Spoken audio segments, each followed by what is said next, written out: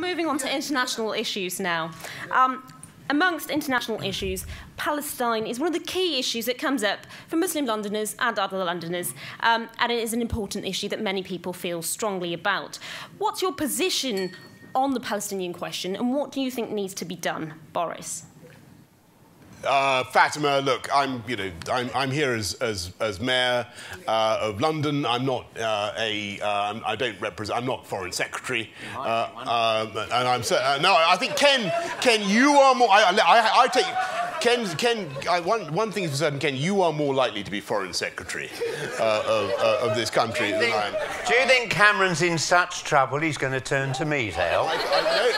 I think my chances of being foreign secretary are vanishingly remote. I want to be mayor of London. I want to be mayor of London. I'm very proud to be mayor of London, and the great thing about being mayor of London is it's your job to unite people. And if I may respectfully say to those who wish to pronounce on difficult international issues, there is such a risk of being misunderstood. Whatever you say, there is such a risk of being misunderstood that I do not want to import into our pleasant discussions about how to take London forward international disputes of one kind or another. Yes, that's fine, is not Boris. the job of Mayor Specifically on London, one of the things that has come up that links to Palestine is the visit of Sheikh Salah, who was here, ended up becoming deported. That was then ruled unfair by the judges. Many people thought that was unfair. What's your position on that? Because you're mayor of London. This is someone coming to speak in London. That does affect you.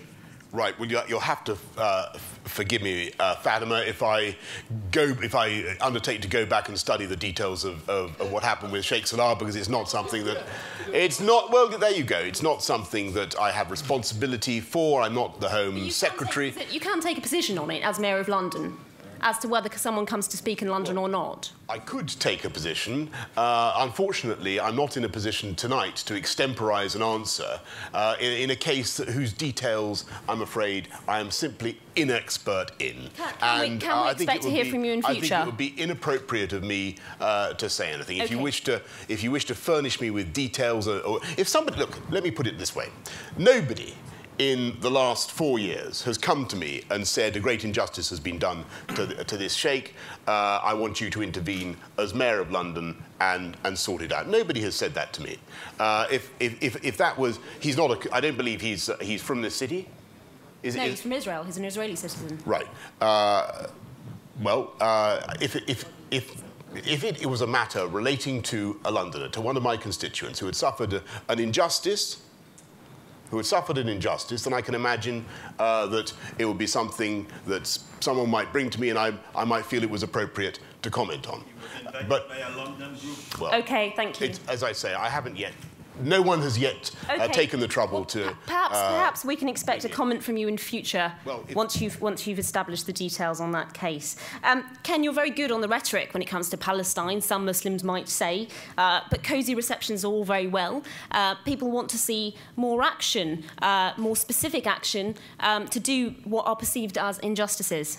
Well, can I say, I mean, Boris and I don't often agree, but the mayor can say things about foreign policy. I have to say, I wish my words changed events, but they don't.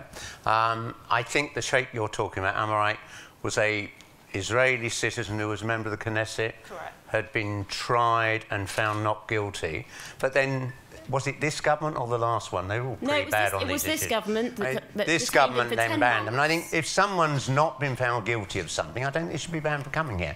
My bigger concern, though, and this does affect the mayor and the mayor's powers peripherally, is I'm not so much concerned about that, but British citizens being deported to America. And here we agree.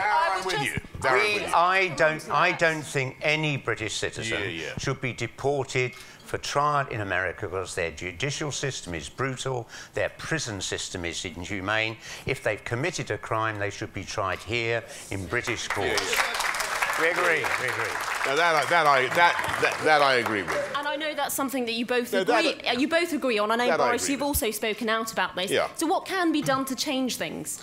Well, I think there needs to be a full review of the 2003 Act, because I think it's patently lopsided. It acts as a kind of mechanism that propels our citizens from London over to the United States without the proper production of the kind of evidence that you would expect. And in the case of Barbara Ahmed, if there was a crime committed, I say if there was a crime committed, then it was committed in this country.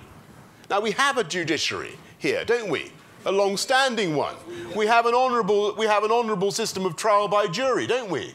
There's absolutely no reason why this gentleman should not be produced before the courts, arraigned and asked to answer for whatever his crimes are. Why on earth we are sending him to America? I simply have no idea. Well, I do have an idea. I think the Blunkett extradition treaty was badly drawn up. It needs to be reviewed, and Barbara Ahmed is, of course, not the only injustice of that kind. So to both of you then, what would you specifically do as Mayor of London to bring about that change? Well, I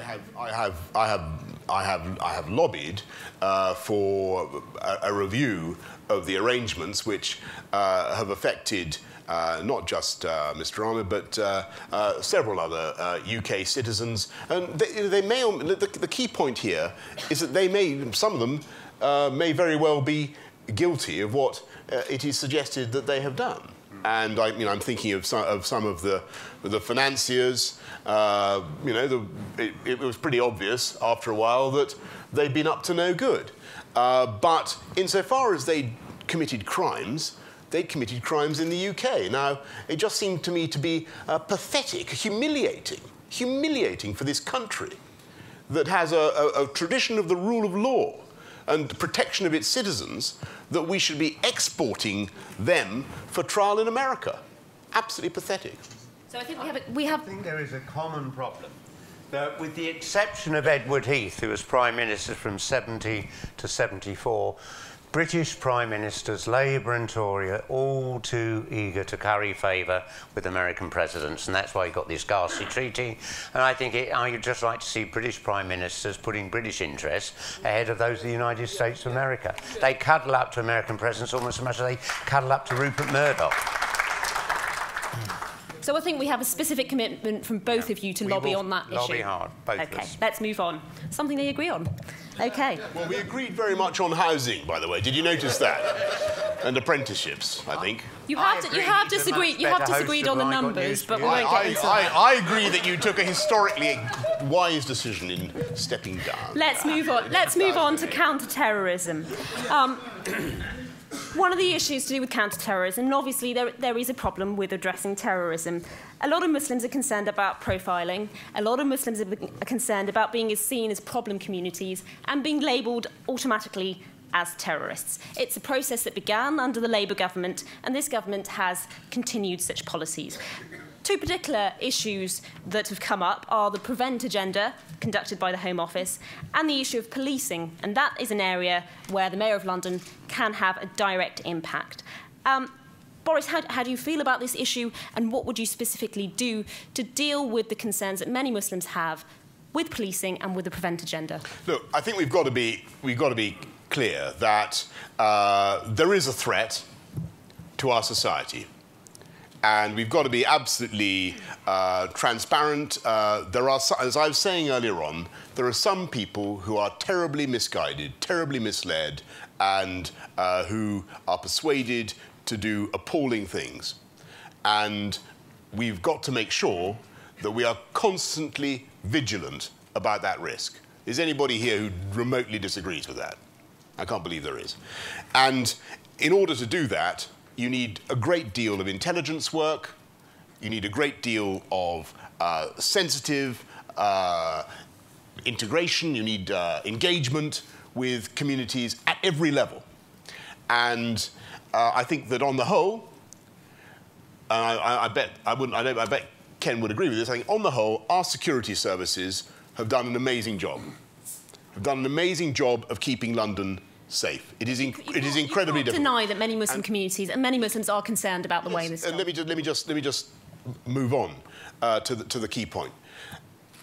In doing that, you've got, and by the way, the risk, just to so I'm not sort of spooking people, the threat level at the moment is diminishing, or according to the briefings that we're getting. But not very much, but it's down from severe to substantial. That doesn't mean you can in any way relax. There is always going to be a threat. But insofar as we need to be vigilant, you've also got to make sure that you don't you mount your counter-terrorist operations in such a way as to be oppressive or prejudicial, or to have stop and search, for instance, that is not conducted in a polite and law-abiding way. And that is why I'm thinking Bernard Hogan-Howe, the Commissioner, is right to say that stop and search has got to be intelligence-led. It's got to be. I don't think we should drop stop and search, I have to tell you. In all honesty, as your mayor, I don't think we should drop stop and search from the tactics that the police deploy. And it's proved valuable in combating knife crime.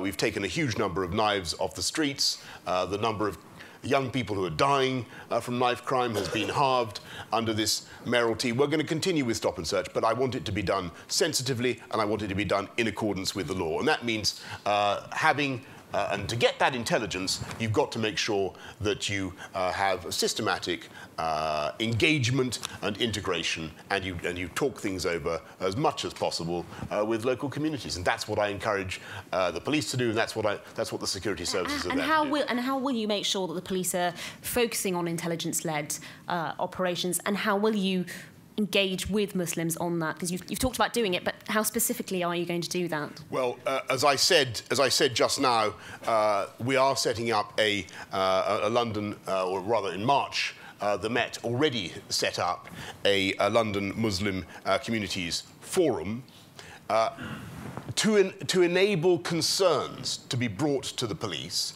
And through the Mayor's Office of Police and Crime, which is now the vehicle by which I hold the police to account, those issues will be raised with the police. So if people feel that things are not being done in the right way, their natural port of call will be either me, either through the London Muslim Communities Forum that is directly there in the heart of the police, or else they can come to me through the MOPC, or else, obviously, the new arrangements involve scrutiny of the Met through the Assembly. And Murad is here tonight. I think he's the only Assembly member here. But what is envisaged now is that the Assembly will have a much stronger role in scrutinising what the police do, and clearly concerns should be brought to Murad or to others if people feel that things are not being done sensitively and in accordance with the law. OK. Ken, what's your position on stop and search? Oh, it's clearly counterproductive. I mean, a very experienced officer with many years on the street can have quite a good success rate at picking out who to stop and search. Someone who's just 6 to 9 months into the job is largely going to get that wrong. And it needs to be very much more focused, and we should have a dramatic reduction in the numbers. And I'll work with the new Commissioner Hogan-Howe to do that.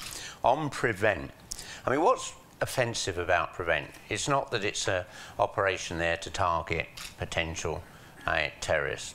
It's that it's only directed at Muslims.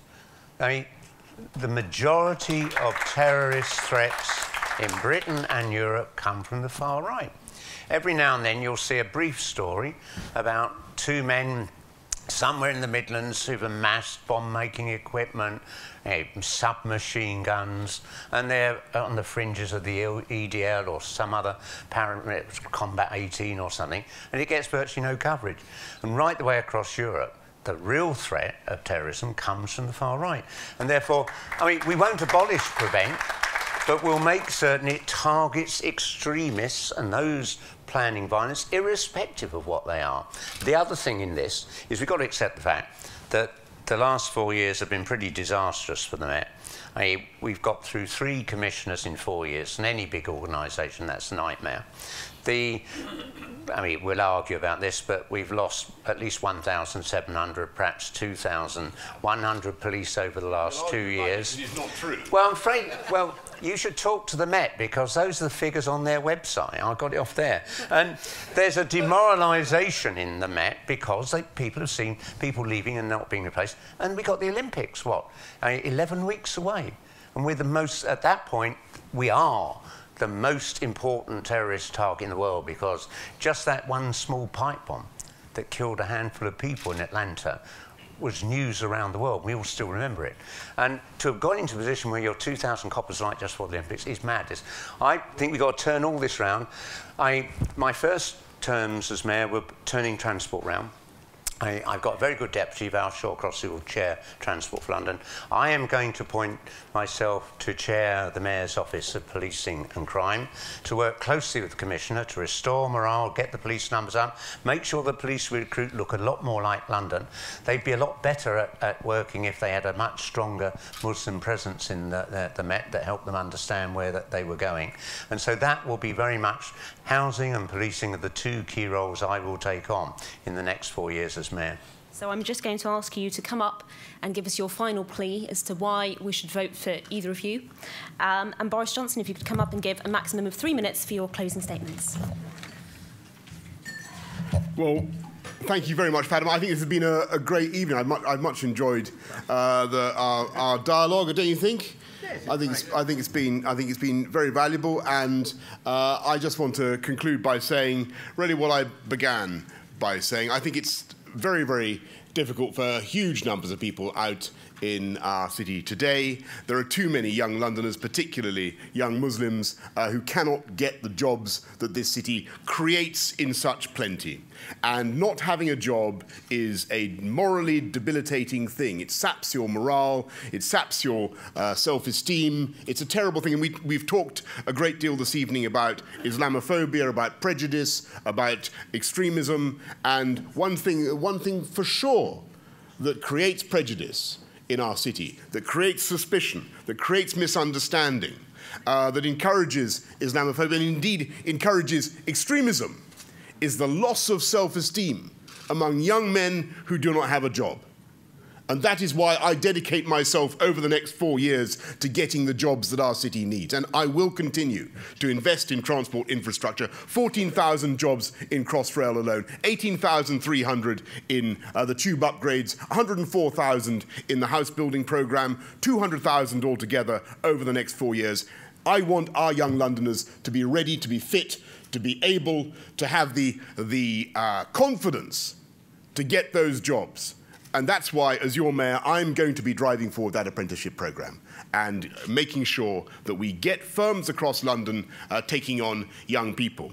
And in the first 100 days of my mayoralty, from next May the 3rd, from next Thursday, I want to see another 1,000 firms in our city take on an apprentice, get with the programme, get with the apprenticeship programme. They have the potential. They have the room. It will do their businesses good. I don't know how many Norton Rose has. Norton Rose, trying to avoid my gaze again. 60 or 70. Well done, Norton Rose. Well done. But there are firms across London that could do as well as that and better. And they will have our support and our encouragement. It is absolutely vital that we invest in the future of our young people, invest in jobs, and take our city forward. I want to be a mayor, as I say, who gets away from some of the waste and extravagance that we saw in the past. I don't in any way. I think Ken Livingstone did some good things for London. I can't remember now what they were, but he certainly did. I think losing in 2008 was a good decision. But it's time. We cannot afford to go back to the kind of waste that we saw in that regime. There was money spent on projects, I'm afraid, and it pains me to say this, that brought absolutely no economic benefit to this city. I'm thinking of investments in the London Development Agency that didn't really yield any kind of long-lasting return. I've read reports about bottles of cognac being bought with corporate credit cards and all that kind of thing given to visiting mayors. I don't want to go back to that kind of profligate approach. We're in tough times. We're in tough times, and in tough times, you need a mayor who focuses the scarce resources that we have on the things that will drive jobs and growth, who continues to cut council tax, and I'm going to cut council tax over the next 4 years by 10%, who gets value from the £9.3 billion we're investing in the Olympic Games through regeneration throughout East London, that whole belt to the south and the east of the Olympic Parks, and a mayor who unites London, who brings the city together and who leads us forward and extends the lead of this city, as my great-grandfather identified it when he chose to come here all those years ago, 100 years ago, as the greatest, the most wonderful, the most welcoming, the most diverse, the most cosmopolitan, the most exciting city on earth. That's the London I want. Thank you very much.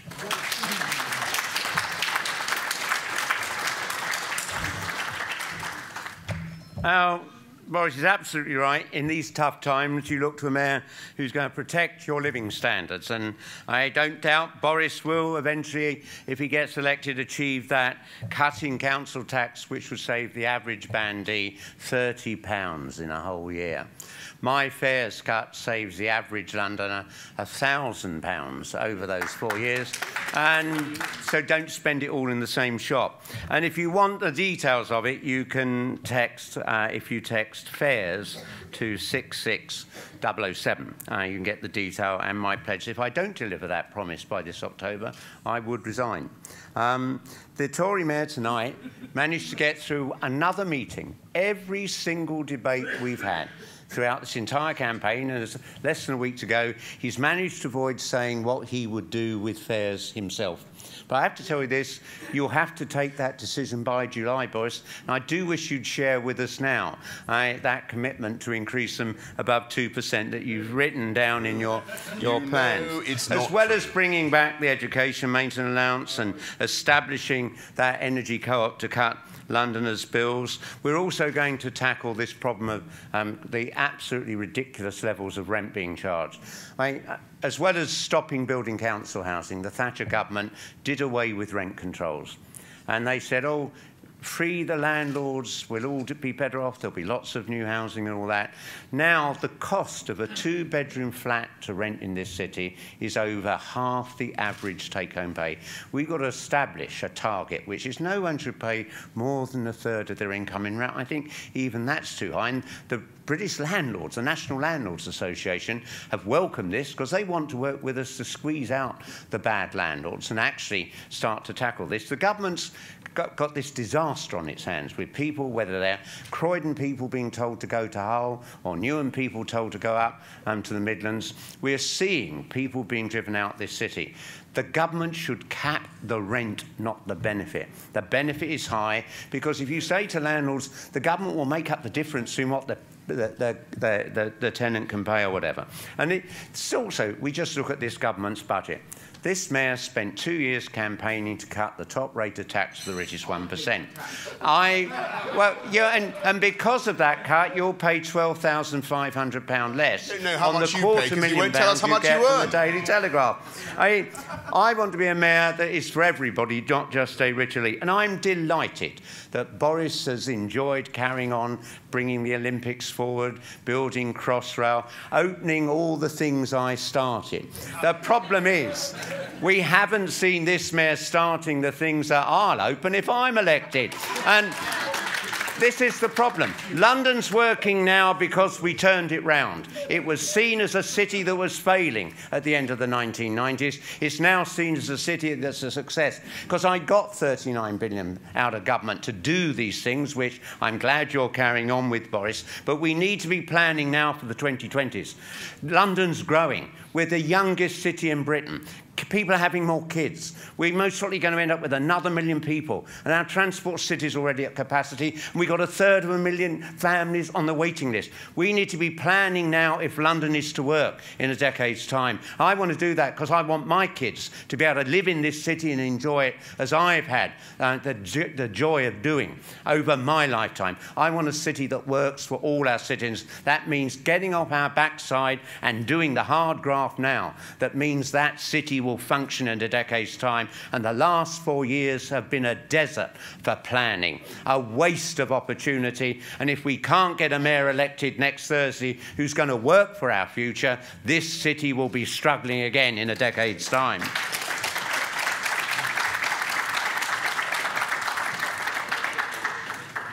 Thank you very much to both of you. Thank you to you for listening.